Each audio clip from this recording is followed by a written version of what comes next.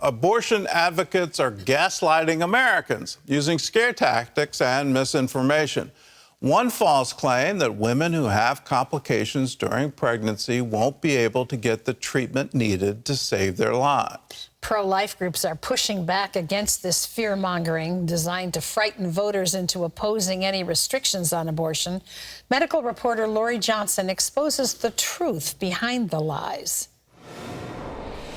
Kansans who voted to keep abortion legal may have done so because they fell for a common yet incorrect scare tactic.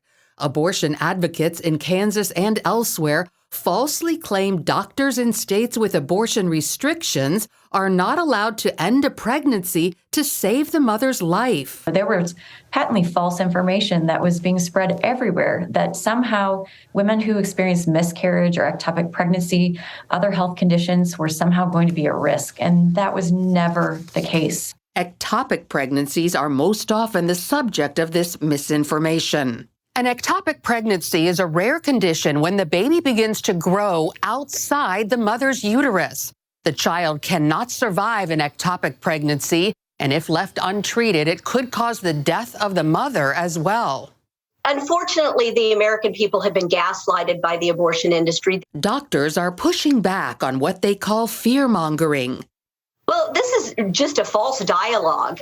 Every state that has put abortion restrictions into place has an exemption for a life-threatening condition for the mother, and many of them specifically mention ectopic pregnancy. That means if needed, doctors will end a pregnancy even in states with abortion restrictions, but it's not as common as some might think. It is hardly ever necessary to straight out perform an abortion to save a woman's life. Aside from ectopic pregnancies, there are two other primary medical conditions when a doctor anywhere in America can legally separate an unborn child from its mother: severely high blood pressure called preeclampsia, or when the water sac ruptures too early.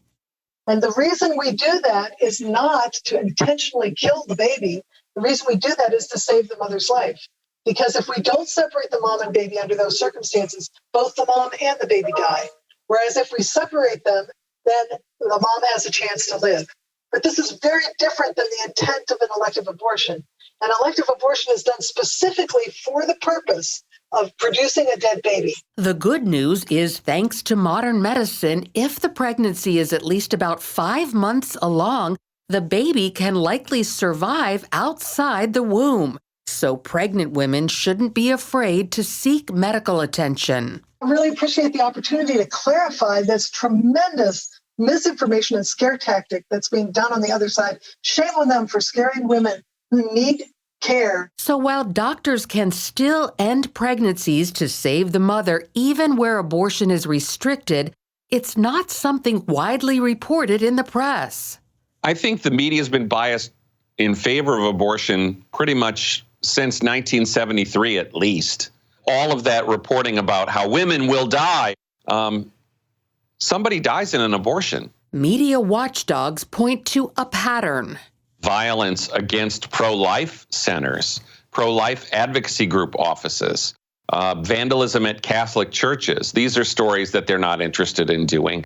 You know, they're talking about how women will die while the pro-choice folks are throwing Molotov cocktails into offices. And they've vaguely been supportive of the idea of protesters outside the homes of Supreme Court justices who are pro-life. So while the abortion debate rages on, one thing is certain: doctors are allowed to end a pregnancy to save the mother's life, even in states with abortion restrictions, despite a misinformation campaign to the contrary.